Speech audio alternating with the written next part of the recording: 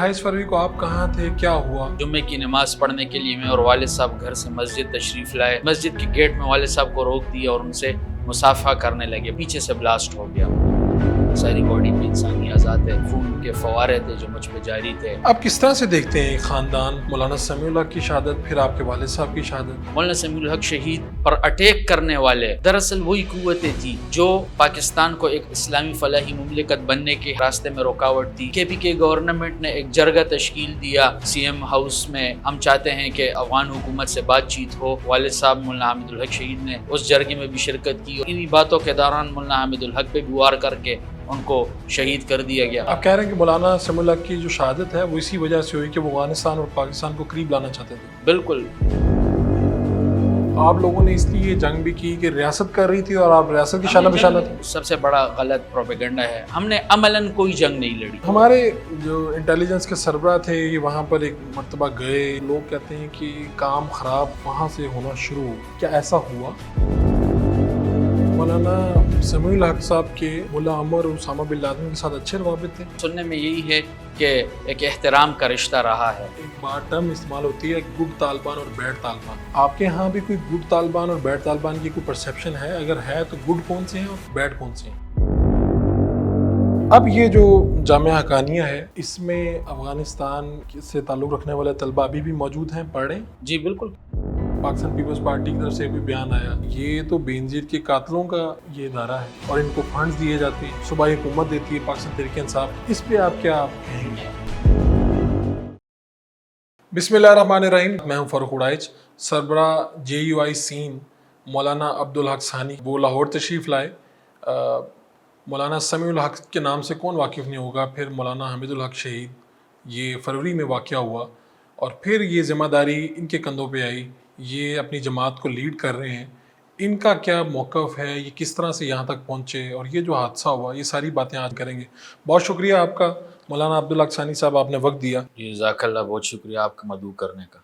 तो यानी मौलाना अब्दुल हक आपका नाम है, यानी आपके जो दादा के वालिद यानी थे परदादा, उनके नाम पे ये रखा गया? जी जी।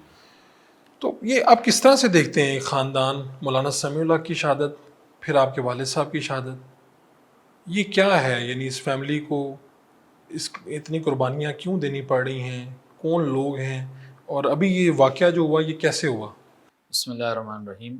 बहुत शुक्रिया जी आपका। शेखुल हदीस मौलाना अब्दुल हक रहमतुल्लाह अलैह जो जामिया दारुल उलूम हक्कानिया के फ़ाउंडर थे, उनकी खिदमत किसी से ढकी छुपी नहीं। 1947 में पाकिस्तान की पार्टीशन, पाकिस्तान के बनने के बाद सितंबर 1947 को उन्होंने जामिया दारुल उलूम हक्कानिया की फ़ाउंडेशन रखी। 1947 से लेकर आज 2025 तक जामिया दारुल उलूम हक्कानिया की खिदमत किसी से ढकी छुपी नहीं। पूरे हमारे KPK, Balochistan, Afghanistan, central Asia के ममालिक के लिए सबसे रिलायबल और जो सूटेबल मदरसा था जो तालीम के हुसूल के लिए, वो जामिया दारुल उलूम हक्कानिया ही था।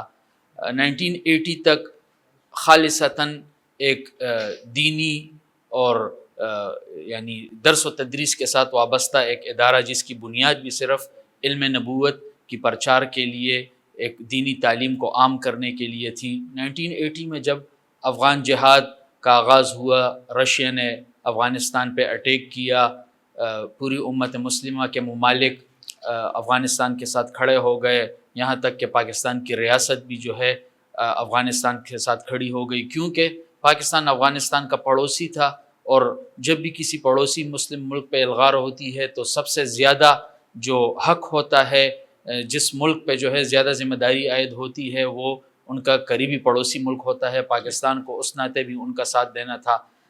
दारुल उलूम हक्कानिया में बहुत से स्टूडेंट्स थे जो अफ़गानी थे, उन्होंने तालीमी सफ़र अपना ख़त्म किया और अफ़गान जिहाद में हिस्सा लिया। तब तक तो सब कुछ ठीक चल रहा था। बाद में इन कुव्वतों ने जामिया दारुल उलूम हक्कानिया को मुख्तलिफ़ किस्म के प्रोपेगंडे शुरू कर दिए कि यूनिवर्सिटी ऑफ जिहाद और यूनिवर्सिटी ऑफ ये और वो। ताहम जामिया दारुल उलूम हक्कानिया ने अपना एक बुनियादी किरदार अदा किया। मौलाना अब्दुल हक रहमतुल्लाह अलैह 3 मरतबा कौमी असम्बली के रुकन रहे। 1973 कॉन्स्टिट्यूशन के क़याम में और उसको इस्लामाइजेशन 1973 की आइन साजी के को इस्लामी यानी ڈھانچے میں ڈالنے میں ان کا ایک کلیدی کردار رہا۔ پاکستان کی آئین میں جو مسلمان کی تعریف ہے وہ مولانا عبدالحق صاحب کے ہاتھوں کی لکھی ہوئی ہے۔ مولانا عبدالحق صاحب کے بعد ان کے بیٹے مولانا سمیع الحق شہید کا کردار جو ہے پاکستانی سیاست میں اس پورے بیلٹ میں نظام امن کے قیام کے لیے ایک مفاہمتی وہ تو ایک مفاہمتی فگر تھے۔ جب بھی اس پشتون بیلٹ میں پاکستان میں کوئی تنازعات اٹھتے تو اس میں مفاہمت کے لیے مولانا سمیع الحق شہید کو پکارا جاتا۔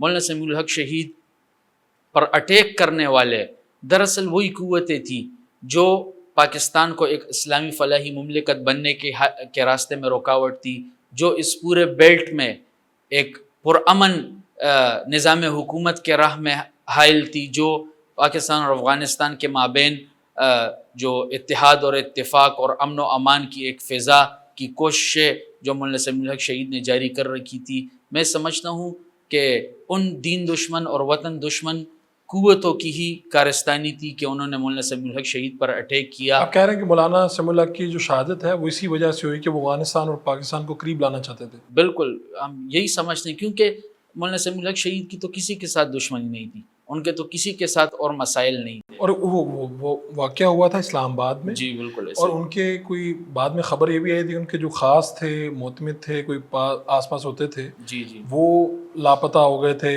وہ ہوا کیا تھا؟ واقعہ کیا تھا؟ وہ تو مولانا سمیع الحق شہید ان دنوں پاکستان کے اندر ایک جو تحریک لبیک والوں کی ایک تحریک شروع تھی، خادم حسین رضوی صاحب نے پورا، یعنی ان کا اسلام آباد میں ہڑتال جاری تھی، پورا ملک جام ہو گیا تھا۔ مولانا سمیع الحق شہید انہی دنوں اسلام آباد میں تھے۔ ان کی کوشش یہی تھی کہ ایک مفاہمتی فضا بنے، پاکستان کے امن کو نقصان نہ ہو۔ اسی دوران دشمن نے جو ہے وار کیا کہ ایک سائڈ پہ بریلوی مکتب فکر نے پورے پاکستان کو جام کر رکھا ہے، اسی دوران اگر دیوبند اسکول آف تھاٹ کی ایک بڑی فگر، ایک پاکستان کی قداور مذہبی سیاسی شخصیت کو ہم نشانہ بنائیں گے تو سارا دیوبند اسکول آف تھاٹ بھی سڑکوں پہ ہوگا اور پاکستان کے اندر ایک فساد شروع ہو جائے گا۔ میں سمجھتا ہوں انہی دشمن قوتوں نے اس وقت یہ اٹیک کرنا چاہا اور پاکستان میں افراتفری پھیلانے کے لیے انہوں نے وہ اقدام کیا، لیکن الحمدللہ ہمارے آباء و اجداد کی تعلیمات وہ نہیں تھی۔ مولانا سمیع الحق شہید کی شہادت کے بعد کوئی یہ ثابت نہیں کر سکتا کہ ہم نے ایک پتا، ایک گملہ بھی توڑا ہو۔ تو اس کی ثانی صاحب تحقیقات سے کیا پتہ چلا؟ آج 7 سال گزرنے کے باوجود تحقیقات زیرو ہیں، کچھ پتہ نہ چلا کہ کس تنظیم نے ان پہ حملہ کیا، وہ کون سی طاقتیں تھیں، بیچ میں سہولت کار کون تھے۔ شروع میں انہوں نے کیس کو مختلف رنگ دینے چاہے، یعنی جو مولانا صاحب کے جو پرسنل سیکیورٹی گارڈ ڈرائیور تھے جو ان کے ساتھ ہوتے تھے، انہوں نے ان کی طرف جو ہے کیس کا رخ کرنا چاہا۔ 4-5 مہینے وہ مختلف ایجنسیوں اور سی ٹی ڈی اور اس وقت کی جو تفتیشی ادارے تھے ان کے ساتھ تھے، انٹروگیٹ ہوئے۔ 4 ماہ بعد جو ہے ان ساری تفتیشی اداروں نے کہا کہ نہیں، یہ تو بالکل کلیئر ہیں، کچھ پتہ نہ چل سکا۔ ان کے جو سیکیورٹی گارڈ ڈرائیور بالکل وہ کلیئر، سارے کلیئر کیے ان کو، ہاں بالکل۔ اور پہلے الزام انہیں پہ آتا رہا پہلے، یعنی وہ یہی ہمارا جو ہے وہ اسی طرف جو ہے وہ سوچ کرنے کی کوشش کی کہ ہمیں جو بھی یعنی کیس میں کچھ معاونت ملے گی تو وہ انہی سے ملے گی۔ اور وہ حملہ آور کون تھا یہ بھی نہیں آج تک پتہ چلا؟ آج تک کچھ بھی پتہ نہ چلا۔ آپ لوگوں نے خود سے کوئی کوشش نہیں کی؟ خود سے اداروں کے ساتھ تو ہم نے 7 سال سے مکمل تعاون تھا۔ یہی تھا نا کہ 4-5 مہینے جتنا وہ چاہتے ہم نے جو ہے وہ مولانا صاحب کے سیکیورٹی گارڈز اور ان سب کو جو ہے حوالے کیے رکھا۔ آپ نے مکمل تعاون کیا، آپ نے جو ان تحقیقات ہوئیں ان کے عملے سے سب کچھ ہوا، لیکن پھر بھی کچھ نکلا نہیں۔ جی، آج 7 سال گزرنے کے باوجود جو ہے ان کے کیس میں کوئی پیش رفت نہ ہوئی، کچھ پتہ نہ چلا کہ کس نے مولانا صاحب کو شہید کیا، پیچھے سہولت کار کون تھے، یہ ساری سازش کس نے جو ہے بنائی۔ ان کی شہادت کے بعد ان کے عظیم بیٹے مولانا حامد الحق شہید مولانا سمیع الحق شہید کی جگہ پہ آئے، ان کی جگہ ان کے پارٹی کے ہیڈ بنے، ان کے ادارے کے وائس چانسلر بنے، اپنی خدمات پیش کی۔ ان کا وہ مشن، ان کا جو وہ پاکستان میں جو ان کا کردار تھا، اسی راہ پہ جو ہے گامزن ہوئے۔ لوگوں کو یہ کمی محسوس نہ ہونے دی کہ مولانا سمیع الحق شہید جو ہے اب اس دنیا میں نہیں رہے۔ ان دشمن قوتوں سے یہ بھی برداشت نہ ہوا، انہوں نے مولانا حامد الحق پہ بھی جو ہے وار کر کے ان کو بھی راستے سے ہٹانے کی کوشش کی۔ مولانا حامد الحق شہید تو اتحاد بین المسلمین کے داعی تھے، وہ تو پاکستان کو ایک اسلامی فلاحی مستحکم حکومت کے طور پہ دیکھنا چاہتے تھے۔ اس پورے بیلٹ میں جتنی بھی امن کی کوششیں تھی، جب بھی مولانا حامد الحق شہید سے ان کے کردار ادا کرنے کا مطالبہ کیا جاتا، مولانا حامد الحق شہید ہمیشہ پیش رہتے۔ ان کی شہادت کے جو آخری ایام تھے، ان میں بھی کے گورنمنٹ نے ایک جرگہ تشکیل دیا اور ایک میٹنگ بلائی سی ایم ہاؤس میں، سی ایم کے نے بلائی کہ ہم چاہتے ہیں کہ افغان حکومت سے بات چیت ہو کہ پاکستان اور افغانستان کے مابین جو یہ مسائل ہیں یہ بات چیت کے ساتھ حل ہوں۔ تو والد صاحب مولانا حامد الحق شہید نے اس جرگے میں بھی شرکت کی اور وہاں بھی اپنی خدمات پیش کی کہ اس بیلٹ پاکستان اور افغانستان میں جو یہ خون خرابہ ہو رہا ہے، جو یہ امن و امان کی ابتر صورتحال ہے، اس میں جو بھی یعنی ہم سے، ہمارے ادارے سے جو بھی تعاون ہوگا ہم پیش کریں گے۔ اسی دوران، انہی باتوں کے دوران مولانا حامد الحق پہ بھی وار کر کے ان کو شہید کر دیا گیا۔ 28 فروری کا یہ واقعہ ہے جی 28 فروری کو آپ کہاں تھے، کیا ہوا؟ 28 فروری کو جمعۃ المبارک کا دن تھا۔ جمعے کی نماز پڑھنے کے لیے میں اور والد صاحب گھر سے مسجد تشریف لائے۔ ہم نے نماز ادا کی، اختتامی دعا جیسے ہی ہوئی، والد صاحب جو ہے مسجد کے گیٹ سے نکلے، میں ساتھ تھا۔ انہوں نے مسجد کے گیٹ میں جیسے ہی جوتے پہنے، وہ کوریڈور بڑا محدود چھوٹا سا تھا۔ اکثر والد صاحب کے ملاقات کے لیے مختلف علاقے کے افراد آتے جو جمعے کے دن والد صاحب سے ملاقات کرتے، وہ بھی والد صاحب کے پیچھے نکل آئے اور اسی کوریڈور میں یعنی مسجد کے گیٹ میں والد صاحب کو روک دیا اور ان سے مصافحہ کرنے لگے، بات چیت۔ وہ جگہ تنگ تھی تو میں سٹیئر سے نیچے اتر گیا۔ وہ ہماری مسجد گراؤنڈ فلور پہ تھی، تھوڑے کچھ 8-10 سٹیئرز تھے اس پہ چڑھنے کے لیے۔ تو میں جیسے ہی آخری سٹیئر پہ پہنچا، پیچھے سے بلاسٹ ہو گیا۔ تو پھر اس کے بعد ایک عجیب قیامت کا منظر تھا، ہر طرف انسانی اعضاء ہے، میرا ساری باڈی پہ انسانی اعضاء ہے، مجھے خود زخم آ گئے تھے، میری ناک کی ہڈی فریکچر ہو گئی، پیٹ وغیرہ پہ زخم آئے، ایک خون کے فوارے تھے جو مجھ پہ جاری تھے۔ لیکن میں نے جیسے ہی پیچھے دیکھا تو والد صاحب اس جگہ پہ موجود نہیں تھے، تو بس میں چیخنے چلانے لگا۔ بس اس وقت کا وہ ایک ہیبتناک اور ایک قیامت کا ایک منظر تھا جو ابھی بھی میرے آنکھوں کے سامنے ہے۔ بس لمحوں میں ہی وہ سب کچھ ہوا۔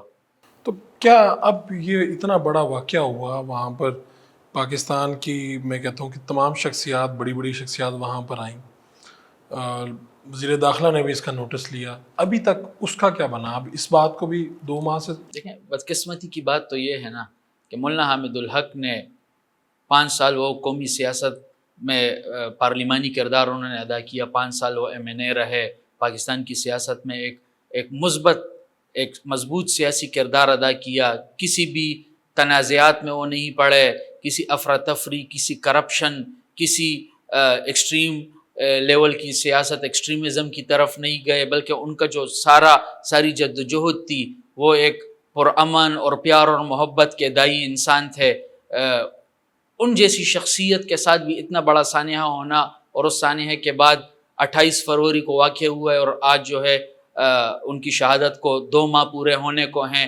ان 2 ماہ کے عرصے میں آج تک تفتیش زیرو پہ کڑی ہے، کچھ پتہ نہ چل سکا کہ کس تنظیم نے مولانا حامد الحق کو شہید کیا، پیچھے سہولت کار کون تھے، یہ ساری پلاننگ کس طرح ہوئی۔ آپ سے آج تک کسی حکومتی شخصیت نے بات نہیں کی اس حوالے سے کہ یہ ہم نے کی تھی انویسٹیگیشن، یا ہم یہاں پر پہنچے ہیں، یہاں تک چل رہے ہیں؟ حکومتی شخصیات کا رویہ اب انتہائی مایوس کن ہے، بالخصوص جو فیڈرل حکومت ہے، وزیر داخلہ، وزیر اعظم، انہوں نے اس سارے سانحے کو انتہائی لائٹ لیا ہے۔ انہوں نے جو ہے، مجھے تو نہیں لگتا کہ انہوں نے نوٹس وغیرہ لیے یا نہیں، ہم سے تو کسی قسم کا رابطہ انہوں نے اس ضمن میں نہیں کیا۔ تاہم جو JIT تشکیل دی تھی صوبائی حکومت نے، اور جو CTD اس کیس کو دیکھ رہی ہے، تو آج 2 ماہ گزرنے کے باوجود انہوں نے متعدد گرفتاریاں کی مختلف اوقات میں، ہمیں بتایا کہ ہم ان گرفتاریوں سے کچھ نتیجے پہ پہنچیں گے، لیکن بعد میں انہوں نے کہا کہ وہ لوگ کلیئر تھے، اور آج تک یعنی جیو فینسنگ ہو گئی، جو CCTV کیمراز ہمارے ساتھ جتنے تھے وہ ہم نے شیئر کر لیے، اس کے باوجود آج تک کچھ پتہ نہ چل سکا۔ وہ یہی کہہ رہے ہیں کہ کوئی غیر ملکی تنظیم ہے، کوئی جو ہے جو سوسائڈ بامبر تھا وہ بھی پاکستانی نہیں ہے، یعنی نادرا میں اس کا کوئی ریکارڈ نہیں ہے، تو اس حد تک تو کہہ رہے ہیں، باقی اور تفتیش کسی تنظیم نے آج تک ذمہ داری قبول نہیں کی۔ یہ جو بہت سے لوگ کہتے رہے، یونیورسٹی آف جہاد آپ کے اس ادارے کو جامعہ حقانیہ کوڑا خٹک کی بات کر رہا ہوں، یا آپ اسے پروپیگنڈا کہتے ہیں؟ اس کو تو بڑے فخری انداز میں نہیں ایک زمانے میں کہا جاتا رہا اسی طرح سے؟ دیکھیں میں نے اپنی ابتدائی گفتگو میں اسی کی طرف اشارہ کیا کہ جامعہ دارالعلوم حقانیہ ایک خالصتاً دینی تعلیمی ادارہ ہے، جس کے قیام کا مقصد ہی اس پورے بیلٹ میں جو ہے دینی تعلیم کو عام کرنا تھا، اس پورے بیلٹ سے جہالت کی تاریکیوں کو مٹانا تھا۔ 1980 کی جہاد میں جو ہے پورے پاکستانی ریاست، پورے Deoband school of thought, Pakistan کے تمام جو ہے مدارس، اسی کے ساتھ امت مسلمہ پوری عالم عرب، وہ ساری جو ہے افغان جہاد میں جو ہے انوالو ہوئی۔ پاکستان اس لیے انوالو ہوا کیونکہ پاکستان یہ سمجھتا تھا کہ رشیا کا اصل جو ہدف ہے وہ پاکستان کے گرم پانیوں تک رسائی ہے، کہ اگر رشیا کو ہم نے افغانستان میں شکست نہ دی تو اس کا جو نیکسٹ سٹاپ ہوگا وہ پاکستان ہوگا۔ تو آپ لوگ جہاد آپ نے اس وقت جنگ اس لیے نہیں، ہماری جو جنگ تھی وہ پڑوسی اسلامی ملک کے دفاع پڑوسیوں پہ لازم اور فرض ہوتا ہے۔ ٹھیک ہے، آپ لوگوں نے اس لیے جنگ بھی کی کہ ریاست کر رہی تھی اور آپ ریاست کی ہم نے شان جنگ بشانت؟ دیکھیں یہ سب سے بڑا غلط پروپیگنڈا ہے، ہم نے عملاً کوئی جنگ نہیں لڑی، ہم نے افغانیوں کو، افغان جہاد کو صرف مورل، اخلاقی، پولیٹیکل سپورٹ دی ہے۔ اس کے علاوہ کوئی آپ کے طلبہ نہیں گئے وہاں؟ ہمارے طلبہ نہیں گئے۔ ہمارے جو مدرسے میں جو افغانی اسٹوڈنٹس تھے، افغان سٹیزنز تھے، انہوں نے جو ہے اپنی تعلیم کا سلسلہ جو ہے منقطع کیا اس وقت، اور وہ چلے گئے واپس افغانستان، اپنے وطن چلے گئے، کہ انہوں نے کہا کہ اس وقت تعلیم جاری رکھنا ضروری نہیں ہے بلکہ اپنے وطن کا دفاع کرنا فرض ہے۔ انہوں نے اس وقت مولانا عبدالحق صاحب سے اجازت لی، مولانا عبدالحق صاحب نے بالکل انہیں کہا کہ بالکل یہ آپ پہ فرض ہے، آپ جائیں اپنے وطن کا دفاع کریں۔ اس وقت کی جو پاکستان کی حکومت ہے ان کی نظر میں اور قوم کی نظر میں بھی آپ کے جو بڑے تھے یہ ہیرو ہوں گے، ایسی حیثیت ہی ہوگی ان کی۔ پھر یہ وقت بدلا بھی ہے، ابھی پاکستان پیپلز پارٹی کی طرف سے بھی بیان آیا کہ یہ تو بے نظیر کے قاتلوں کا یہ ادارہ ہے اور ان کو فنڈز دیے جاتے ہیں، صوبائی حکومت دیتی ہے پاکستان تحریک انصاف کی۔ اس پہ آپ کیا کہیں گے؟ دیکھیں وہ پروپیگنڈا ایسا ہوتا ہے اور پروپیگنڈی کی مشینری ایسی ہوتی ہے، اور جب بڑی بڑی قوتیں آپ کے خلاف پروپیگنڈا کرنے لگ جائیں تو حق بات چھپ جاتی ہے، اور جو بگاڑ کی بات ہوتی ہے، جو فیک بات ہوتی ہے، وہ جو ہے وہ سب کے ذہنوں پہ رائج ہو جاتی ہے۔ جو آپ پاکستان کے اصل محبین، پاکستان کے اصل دانشوروں، اصل محب وطن پاکستانیوں سے اگر آپ یہ سوال پوچھیں کہ وہ جامعہ دارالعلوم حقانیہ کے کردار کو کس نظر سے دیکھتے ہیں تو آپ کو اصلی جواب مل جائے گا۔ وہ جامعہ دارالعلوم حقانیہ کو پاکستان کا ایک معتبر، معزز، ایک ایسے دینی ادارہ سمجھتے ہیں جس نے اپنی ساری زندگی جو ہے امت مسلمہ کی یکجہتی، فلاح و بہبود اور بالخصوص پاکستان کو ایک ایسے رجال کار انہوں نے پیدا کیے ہیں کہ جو علماء پاکستان کے طول و عرض میں جو ہے اپنی دینی خدمات سر انجام دے رہے ہیں۔ اب یہ جو جامعہ حقانیہ ہے اس میں افغانستان سے تعلق رکھنے والے طلبہ ابھی بھی موجود ہیں، پڑھ رہے ہیں؟ جی بالکل، کیونکہ پاکستان کے اندر افغان مہاجرین کی ملینز میں جو ہے تعداد ہے۔ کوڑا خٹک جہاں پہ جامعہ دارالعلوم حقانیہ واقع ہے، وہاں پہ جو افغان ریفیوجیز کا ایک بہت بڑا کیمپ ہے۔ اسی طرح ضلع نوشہرہ میں سمجھتا ہوں پورے پاکستان میں سب سے زیادہ جو افغان ریفیوجیز ہیں وہ ڈسٹرکٹ نوشہرہ میں جو ہیں رہائش پذیر ہیں۔ تو جو افغان ریفیوجیز جن کے پاس افغان سٹیزن کارڈ ہے وہ جو ہے جامعہ دارالعلوم حقانیہ میں زیر تعلیم ہے۔ یا اس کے علاوہ جو حکومت کی طرف سے ابھی پالیسیز ہیں کہ جو فارنر اسٹوڈنٹس کسی پاکستانی انسٹیٹیوشن میں تعلیم حاصل کریں گے تو ان کے لیے تعلیمی ویزا ضروری ہے، تو وہی پالیسیز ہماری بھی ہیں۔ یعنی یہ سب تعلیمی ویزا کے اوپر پڑھ رہے ہیں یہاں پر۔ یہ بھی ہوا ایک زمانے میں کہ جب افغانستان کی عبوری حکومت تھی اس میں 3 طالب علم تھے آپ کے ہی جامعہ حقانیہ کے جو وہاں پہ وزیر وغیرہ تھے۔ اس وقت بھی جو افغانستان میں موجود ہے جو عبوری حکومت ہے، 3 نہیں ہے، میں سمجھتا ہوں تقریباً 1 درجن کے قریب ہے۔ 1 درجن کے قریب؟ 1 درجن کے قریب ہے۔ ان کا جو یہ جو وزراء ہوں گے، جو مشیر وزراء ہیں، جو ان کا جو ابھی کرنٹ جو ڈپٹی پرائم منسٹر تھے ملا عبدالکبیر حقانی، وہ بھی جامعہ دارالعلوم حقانیہ کے فاضل ہیں۔ اسی طرح ان کے جو مذہبی امور کے وزیر ہیں، ان کے جو قانون کے وزیر ہیں، ان کی جو کرنٹ چیف جسٹس ہیں افغانستان کے، اسی طرح انٹیریئر منسٹر سراج الدین حقانی صاحب اور ان کا تو ساری فیملی. تو یہ یعنی آپ کہہ رہے ہیں 10 سے 12 بڑے امپورٹنٹ جو ہیں deputy prime minister, chief justice Afghanistan میں حکومت کے اندر آپ کے ہی جامعہ حقانیہ کے فارغ التحصیل وہاں پہ طلبہ ہوئے. اس سب کے بعد بھی پاکستان اور افغانستان الجھا کیوں ہوا ہے؟ یعنی یہ ایسے لوگ جو پاکستان سے پڑھ کر گئے، جو پاکستان کو سمجھتے ہیں، پاکستان کا کردار سمجھتے ہیں، اور پاکستان نے انہیں پڑھا کے اس قابل بنایا کہ وہ ادھر گئے، اب بھی وہاں پہ الجھن کس بات کی ہے؟ کیا وجہ ہے کہ یہ تناؤ رہتا ہے، سرحد کے اوپر ہو، مسائل ہوں، کیوں یہ ختم نہیں میں ہوگا؟ سمجھتا ہوں کہ افغانستان میں کافی عرصے بعد ایک ایسی پاکستان دوست حکومت آئی کہ سب کا خیال تھا کہ افغانستان میں جو افغان طالبان کی حکومت آئے گی تو ان کے آنے کے بعد پاکستان اور افغانستان کے مابین ایک مثالی تعلقات ہوں گے، ہمارا جو افغانی بارڈر ہے وہ محفوظ ہو جائے گا، ان کے جو مثبت اثرات ہیں نظام امن کے حوالے سے وہ پاکستان پہ بھی پڑیں گے. اب یہ جو ہے ان دونوں ممالک کو سوچنا چاہیے کہ بیچ میں وہ کون سی قوتیں ہیں، وہ کون سے عوامل ہیں جو ان دونوں ممالک کو اکٹھے نہیں ہونے دے رہے، جو ان دونوں ممالک کے مابین جو ہیں ایسے اختلافات پیدا کر رہے ہیں کہ جو دوستی کو خراب کر کے دشمنی میں بدلنے پہ تلے ہوئے ہیں. ان کے تحفظات کیا ہیں؟ دوسری طرف تحفظات کیا ہیں؟ میں تو سمجھتا ہوں کہ وہ تو اسٹیٹ ٹو اسٹیٹ لیول تحفظات ہوں گے جس کی رہنمائی خود وہ اکثر اوقات کر بھی چکے ہیں اور بہتر وہی کریں گے. میں یہ سمجھتا ہوں اعتماد کا فقدان ہے، اعتماد کا فقدان بیسکلی جو ہے اعتماد کا فقدان ہے. ایک دوسرے پہ بہت زیادہ شکوک و شبہات ہیں، تو ان شکوک و شبہات کو حائل کرنے کے لیے اس اعتماد سازی کے لیے جو ہے میں سمجھتا ہوں کہ ایسے لوگ، ایسی ٹیم، ایسے ٹیکنوکریٹس، ایسے علماء بیچ میں آنے چاہیے جو اسٹیٹ ٹو اسٹیٹ لیول حیثیت میں ایک با اختیار انداز میں جو ہے مذاکرات کریں، تو اللہ انشاءاللہ اس میں خیر و برکت بھی ڈالیں گے. ہمارے جو انٹیلیجنس کے سربراہ تھے یہ وہاں پر ایک مرتبہ گئے، ان کی تصویر آئی، چائے کا کپ پکڑا ہوا تھا، جنرل ریٹائرڈ فیض کی بات کر رہا ہوں. اس تصویر کو آج بھی لوگ ڈسکس کرتے ہیں اور لوگ کہتے ہیں کہ کام خراب وہاں سے ہونا شروع ہوا. آپ ذرا تھوڑا سا، چونکہ آپ کا تو اس حوالے سے نالج ہے، بیک گراؤنڈ ہے، آپ جانتے ہوں گے، کیا ایسا ہوا؟ اس کے متعلق تو وہی لوگ کہہ سکیں گے جو کمنٹس کرتے ہیں. میں سمجھتا ہوں کہ افغانستان ایک ریاست ہے. افغانی طالبان اس وقت جو ہے وہ کوئی ایک گروہ، ایک دفاعی گروہ نہیں ہے، بلکہ وہ اس وقت جو ہے ایک ریاست ان کے ہاتھ میں ہے، وہ ایک نظام حکومت سنبھال رہے ہیں.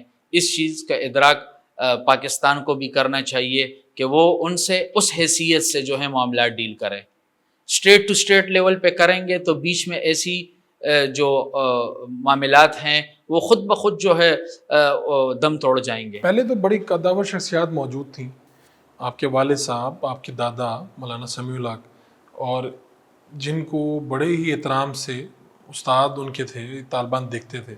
اگر آپ کوئی ایسا موقع آتا ہے اسٹیٹ ٹو اسٹیٹ بات کرنی ہے تو کچھ ایسے لوگ، یعنی آپ کا آپ کے دادا کی نسبت، کی پردادا کی نسبت جو ایسے احترام ہے، تو آپ پاکستان کی اسٹیٹ کی مدد کریں گے، آگے بڑھیں گے افغان حکومت میں اور پاکستان حکومت میں فاصلے کم کرنے کے لیے؟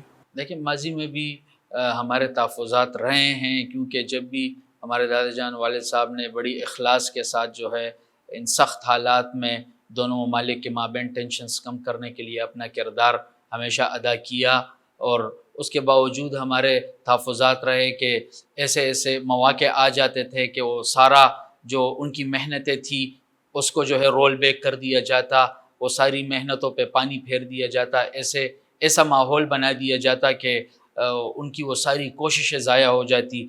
تو میں سمجھتا ہوں کہ اگر مستقبل میں پاکستانی ریاست افغانستان کے ساتھ مفاہمت کی پالیسی کے تناظر میں ایسی خواہش رکھے گی تو یقیناً ہم نے تو ہر محاذ پہ، ہر فورم پہ جو ہے پاکستان اور افغانستان کے مابین مفاہمت کا کردار ادا کیا ہے. پاکستان اور افغانستان کے مابین ایک پرامن نظام حکومت اور ایک پرامن ماحول، ایک سازگار ماحول پیدا کرنے کے لیے کردار ادا کیا ہے. تحفظات ہیں، ہم چاہیں گے کہ حکومت ان کو ایڈریس کرے، اور اب بھی میں یہی سمجھتا ہوں کہ ان دونوں ممالک کے مابین جو ہے جتنی مشترکات ہیں وہ بہت زیادہ ہیں. تو ان مشترکات اتنے بڑے لمبے بارڈر، ایک ہی مسلمان ہے سارے، بلکہ پشتون بیلٹ پاکستان کے بعض ایریا اور افغانستان کے بعض ایریا، ان میں تو بارڈر کی لکیر آ جانے کے بعد گھر کا آدھا حصہ اس طرف رہ گیا اور گھر کا آدھا حصہ اس طرف ہے، یعنی اس طرف کزنز رہتے ہیں اور اس طرف بھی کزنز رہتے ہیں، تو اس بیلٹ میں تو ہے ایسی یعنی آپسی تعلق ہے۔ تو میں سمجھتا ہوں کہ اگر ریاست پاکستان کوشش کرے، افغانی حکومت کوشش کرے، تو ان دونوں ممالک کے مابین انشاءاللہ یہ ٹینشن ضرور کم ہوں گے اور ایک بھرپور مفاہمتی اور ایک ایسی فضا برقرار ہوگی کہ جو دونوں ملک کے رہنے والوں کے لیے جو ہے بہت زیادہ سود مند ثابت ہوگی۔ کرکٹ دیکھ رہے ہیں آپ؟ کرکٹ جی، افغانستان کی کرکٹ ٹیم کے بارے میں آپ کا کیا خیال ہے، اور وہ اتنی اچھی کارکردگی کیسے دکھا رہی ہے؟ تو زیادہ تو میرا انٹرسٹ نہیں ہے، لیکن تھوڑا بہت نو ہاؤ ہے، تاہم میں سمجھتا ہوں کہ دیکھیں ٹیم ورک اور کارکردگی یہ جو ہے سب سے زیادہ جو ہے کردار ہوتا ہے کسی بھی محاذ پہ، کسی بھی کھیل میں یا کسی بھی میدان میں، یعنی عملاً انہوں نے سیکھا کس سے ہے؟ پاکستان سے ہے، لیکن آج کوچز بھی پاکستان کے، لیکن آج وہ اپنی کارکردگی کی بنیاد پہ اتنی بیسٹ ٹیم بن گئے ہیں کہ بڑے بڑوں کو چیلنج کر رہے ہیں۔ یہ بتائیے کہ آپ کا جو جامعہ حقانیہ ہے یہ مدرسہ، اس کو جو حکومت فنڈ دیتی ہے یہ کس بات کے فنڈ دیتی ہے؟ یعنی 2016-17 میں بھی کروڑوں کے فنڈ ہیں، 30 کروڑ کی رقم لکھی ہوئی ہے، کیا یہ درست ہے؟ دیکھیں حکومت نے کبھی بھی براہ راست کسی مدرسے کو فنڈ نہیں دیا کہ یعنی یہ آپ فنڈ لیں اپنے بینک اکاؤنٹ میں ڈالیں، جب ضرورت ہو تو آپ یوز کریں، یا کبھی یہ آپ فنڈ لیں اپنا کچن مدرسے کا اس سے چلائیں، یا آپ فنڈ لیں اپنے مدرسے کے اساتذہ کی تنخواہیں اور اپنے مدرسے کے جو دیگر اخراجات ہیں وہ اسے استعمال کریں۔ جب بھی حکومت کسی مدرسے کو فنڈ دیتی ہے تو وہ فنڈ بلڈنگ کی صورت میں دیتی ہے، یا وہ فنڈ اس صورت میں دیتی ہے کہ وہ کوئی انفراسٹرکچر مدرسے میں قائم کر دے۔ جو کے پی کے گورنمنٹ نے دارالعلوم حقانیہ کو فنڈ دیا تھا وہ دراصل ایک اکیڈمک بلاک تعمیر کرنا تھا۔ حکومت کے پی کے نے خود نقشہ بنایا، پھر خود اپنے سرکاری ٹھیکیدار پہ وہ عمارت بنائی، وہ ایک ہی عمارت تھی جس کی مالیت 30 کروڑ روپے تھی، وہ بن گئی ہے، وہ کھڑی ہے۔ اس کے علاوہ یعنی براہ راست دارالعلوم حقانیہ کو کوئی فنڈ وغیرہ حکومت کی طرف سے نہیں ملتا۔ دارالعلوم حقانیہ ایک خالص NGO ہے، ایک ایسا فلاحی ادارہ ہے جو عوام کی ڈونیشنز سے چلتا ہے۔ مولانا سمیع الحق صاحب کے ملا عمر اور اسامہ بن لادن کے ساتھ اچھے روابط تھے؟ جی، اس وقت تو میں چھوٹا تھا، لیکن سننے میں یہی ہے کہ ایک احترام کا رشتہ رہا ہے۔ ملا عمر کون تھے؟ یعنی کون سے مراد اس لیے پوچھ رہا ہوں کہ ان کی کیا شخصیت تھی، اس کا خاکہ کیا تھا؟ آپ لوگوں کو آپ کے دادا یا آپ کی جامعہ سے کہیں نہ کہیں سے پتہ چلتا ہوگا، لوگ سمجھتے ہیں امریکہ تک کہ بھئی اتنے بہادر انسان تھے، ایسا تھا، کیا ان کی شخصیت کا کوئی خاکہ ہے آپ کے ذہن میں؟ دیکھیں جب افغان جہاد روس کے خلاف کامیاب ہوئی، روس بھاگ گیا، اس کے بعد افغانی جو مختلف لیڈرز تھے، جو مختلف جماعتیں تھیں، وہ آپس میں جو ہے الجھ پڑی۔ ایک چاہتا تھا کہ میں جو ہے اقتدار حاصل کروں، تو دوسرا گروپ چاہتا تھا کہ میں اقتدار حاصل کروں۔ اسی رساکشی میں افغانی ملت کا بہت بڑا نقصان ہونے لگا۔ اسی نقصان کے مقابلے میں، اسی افراتفری کے مقابلے میں افغان اسٹوڈنٹس، افغان طالبان کے نام سے ایک تنظیم وجود میں آئی، اور ان کو لیڈ اس وقت ملا عمر نے کیا، اور پھر 1995 کے قریب جو ہے انہوں نے افغانستان کا اقتدار سنبھالا، اور 5 سالہ جو ان کا دور حکومت تھا، تو اسی میں جو ملا عمر کی جو 5 سالہ جو پالیسیز تھی اور جو نظام حکومت تھا، اسی کی وجہ سے دنیا کی نظروں میں وہ آئے۔ اور میں سمجھتا ہوں کہ ملا عمر کے متعلق مسکنسیپشنز پوری دنیا میں بہت زیادہ سمجھا جاتا ہے کہ بڑے سخت گیر انسان تھے، کچھ لوگ تو کہتے ہیں کہ ظلم پہ یقین رکھتے تھے، اس طرح کی بات بھی۔ میں اس لیے ان کا تو جو 5 سالہ دور حکومت تھا جو پہلے تھا، تو پھر اس کے بعد جو یہ 20 سال 2021 تک 21 سالہ حکومت جو مختلف افغانستان کے لیڈرز نے کیا ہے، تو اس دور اور اس 5 سال کے دور کے مابین اگر آپ کمپیریزن کریں تو افغانی بہتر آپ کو بتا سکیں گے کون سا دور اچھا تھا اور کس میں ظلم زیادہ اس کا مطلب ہے کہ یہ کرزئی اور یہ امریکہ نواز حکومت کہا جاتا تھا وہاں پہ سے، جب یہ لوگ چلے گئے اور طالبان حکومت کر رہا دوبارہ آئے جی. تو اب کیا جو افغانستان کے عوام ہیں وہ خوش ہیں؟ آپ کے پاس طلبہ آتے ہوں گے، لوگ آتے ہوں گے، وفود آتے ہوں گے، کیا وہ لیکن خوش ہیں؟ زیادہ تو انٹریکشنز ان سے نہیں رہی تھی کیونکہ افغانستان میرا سفر نہیں ہوا، جانا نہیں ہوا، لیکن جتنا جو طلبہ کرام آتے ہیں وہ تو بڑا پازیٹیو امیج ہمارے سامنے پیش کرتے ہیں اس وقت افغانستان کی. کیونکہ دنیا میں تو یہ تھوڑا سا ہے کہ شاید وہ خواتین کی تعلیم کو لے کے، دیگر معاملات کو لے کے بڑے تھوڑا سخت معاملہ رکھتے ہیں. میں سمجھتا ہوں کہ افغان خواتین کی تعلیم کے متعلق بھی والد صاحب مولانا حمید الحق شہید نے ایک واضح سٹینڈ لیا ہے، اور ساری امت مسلمہ کے قائدین نے جو ہے مختلف کانفرنسز میں اور اپنے افغانستان دوروں میں وہاں کی قیادت کے ساتھ جو امت مسلمہ کے مختلف جو ادارے ہیں، جو سربراہان ہیں، انہوں نے اپنی تجاویز دی ہیں کہ افغان جو خواتین ہیں ان کے لیے تعلیم کا ایک سازگار ماحول پیدا کیا جائے. اس کے جواب میں ان کا یہی قول ہوتا ہے کہ جو چھوٹی بچیاں ہیں ان کے لیے تعلیم کا کوئی مسئلہ نہیں ہے، جو ایجڈ ہیں ان کے لیے ہم الگ جو ہے کیمپسز بنا رہے ہیں. کوئی ایجوکیشن اسلام میں چونکہ ہے نہیں، اور ہم جو ہے خواتین کو ایک اپنا رسپیکٹ والا مقام دینا چاہتے ہیں. ہمارے ساتھ جو فنڈز ہیں وہ منجمد ہیں. تاہم میں سمجھتا ہوں کہ جو پاکستانی علماء کرام ہیں، جو عالم عرب کے علماء کرام ہیں، انہوں نے جو ہے افغان طالبان کو یہی ریکویسٹ کی ہے کہ وہ جو ہے افغان خواتین کے لیے بھی ایک ایسا سازگار ماحول پیدا کریں کہ وہ بھی آزاد حیثیت میں اسلامی حدود اور اسلامی نظام کی روشنی میں جو ہے اپنی تعلیمی سلسلہ جاری رکھیں. آپ نے دینی اور دنیاوی تعلیم دونوں حاصل کی، آپ نے کیا کیا، کہاں سے پڑھے؟ اسکولنگ میری ابتدا میں سٹی سے بھی میں نے ابتدائی کلاسز وہی سے ہیں. اس کے بعد APS آرمی پبلک اسکول سے میں نے میٹرک بھی کیا ہے. FSC بھی میری وہی سے ہے. اس کے بعد میں نے بیچلر آف کامرس میں جو ہے داخلہ لیا. ابتداً میں نے BBA آنرس میں داخلہ لیا تھا، لیکن پھر میں نے وہ ڈگری اپنی سوئچ کر کے بھی بیچلر آف کامرس میں چینج کر دی. ناردرن یونیورسٹی ہمارے علاقے کی معروف یونیورسٹی ہے، وہاں سے میں نے بیچلر آف کامرس کمپلیٹ کیا. اس کے بعد جو ہے میں نے کوئی ایجوکیشن نہیں تھی وہاں پہ تھی، کوئی ایجوکیشن تھی. مولانا سمیع الحق نے اعتراض نہیں کیا؟ آپ سنیں نا میری بات. وہاں پہ کوئی ایجوکیشن تھی لیکن وہ اس نوعیت کی نہیں تھی، کیونکہ وہ ہمارے ضلع نوشہرہ کا ایک ادارہ ہے جہاں پہ علاقے کے کی وہ وقار اور علاقے کی روایات کو مد نظر رکھا جاتا ہے. وہاں پہ ایسے سیٹ اپ انہوں نے کیے ہوئے ہے کہ لڑکیوں کا علیحدہ کلاس روم میں لڑکیوں کی علیحدہ ترتیب تھی اور مردوں کی علیحدہ ترتیب، یعنی ایک ہی کلاس روم میں علیحدہ بیٹھتے تھے، علیحدہ بیٹھتے تھے. درمیان میں پردہ درمیان ہوتا میں تھا، راستہ تھا، درمیان میں یعنی ایک دوسرے کو دیکھ سکتے تھے طلبہ. بڑا راستہ. جی بالکل ٹھیک ہے. لیکن یہ آپ کہتے ہیں کہ وہاں میری تو مجبوری تھی نا، میں نے تو یونیورسٹی کی تعلیم حاصل کرنی تھی. میرے لیے ریلائبل اور نزدیک مدرسہ وہی تھا، جو یونیورسٹی وہی تھی جو ہمارے علاقے میں تھی، کیونکہ اس کے ساتھ میں نے اپنی دینی علوم کو بھی جاری رکھنا. تو آپ کہہ رہے تھے کہ یہ مجبوری کی نوعیت ہونی چاہیے، ورنہ میں بھی یہی سمجھتا ہوں کہ پاکستان میں جو نظام تعلیم ہے وہ مرد اور خواتین کا علیحدہ ہونا چاہیے، کیونکہ جتنی بھی معاشرے میں خرابیاں ہیں ان کا جو بنیاد آپ دیکھیں گے تو وہ مرد اور خواتین کا باہمی اختلاط ہے، جو حد سے زیادہ جب ہو جائے تو وہ جو ہے پھر بگاڑ کی طرف جاتا ہے. جو اس وقت KP میں حکومت ہے پاکستان تحریک انصاف کی، ان کی جو پالیسیز ہیں وہ آپ کو لگتا ہے کہ شریعت کے اصولوں کے مطابق ہیں؟ نہیں، کس طرح شریعت کے اصولوں کے مطابق ہیں؟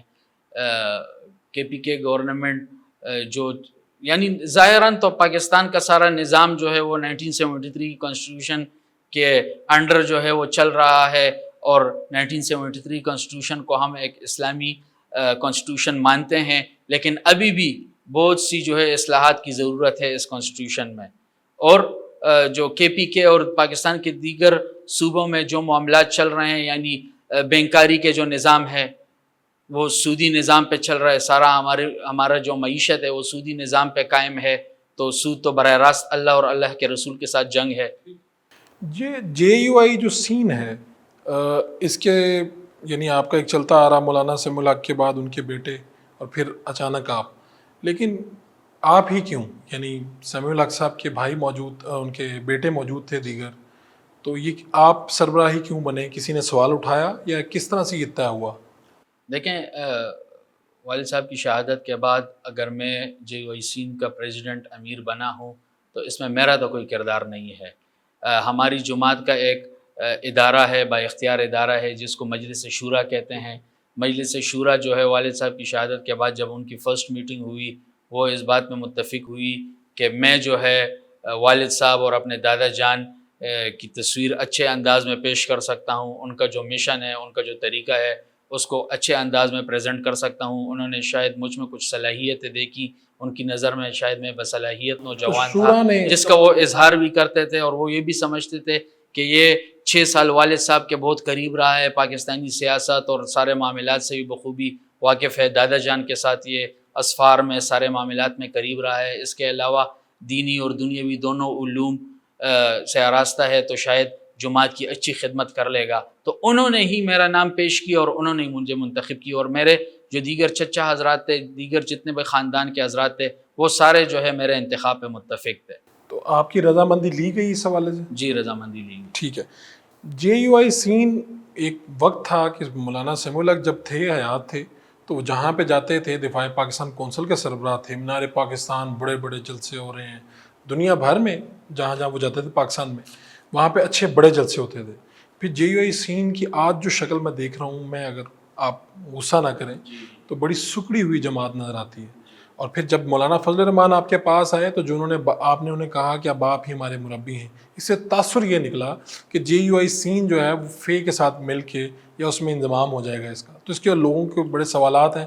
آپ کا نقطہ نظر کیا ہے؟ اب آپ اس کو لیڈ کر رہے ہیں اس کو۔ لیکن JUIC ایک 40 سالہ پرانی جماعت ہے، جس کی اپنی ایک پارلیمانی سیاست میں ایک اہم کردار ماضی میں رہا ہے، اپنے پلیٹ فارم پہ، اپنے انتخابی نشان پہ، اپنے انتخابی نام پہ جو ہے متعدد الیکشنز میں حصہ لیا ہے، بلکہ متعدد الیکشنز میں قومی اسمبلی اور صوبائی اسمبلی کے ارکان بھی جو ہے JUIS کے منتخب ہوئے ہیں، سینیٹر منتخب ہوئے ہیں۔ میں سمجھتا ہوں کہ یقیناً ان چند سالوں میں جو ہے ہماری ایکٹیویٹیز میں کمی آئی ہوئی ہوگی، لیکن میں سمجھتا ہوں اب جس طرح قوم میرے ساتھ کڑی ہے، جس طرح ہمدردی کا اظہار کر رہی ہے، جس طرح جو ہے میں جاتا ہوں اور مجھے ویلکم کرتی ہے، ہمارے آواز پہ لبیک کہتی ہے، تو انشاءاللہ JUIS ان قریب آپ کو دوبارہ ایک ابھری ہوئی مذہبی سیاسی جماعت نظر آئے گی۔ تو کیا آپ 2024 میں آپ لوگوں نے حصہ لیا الیکشن میں؟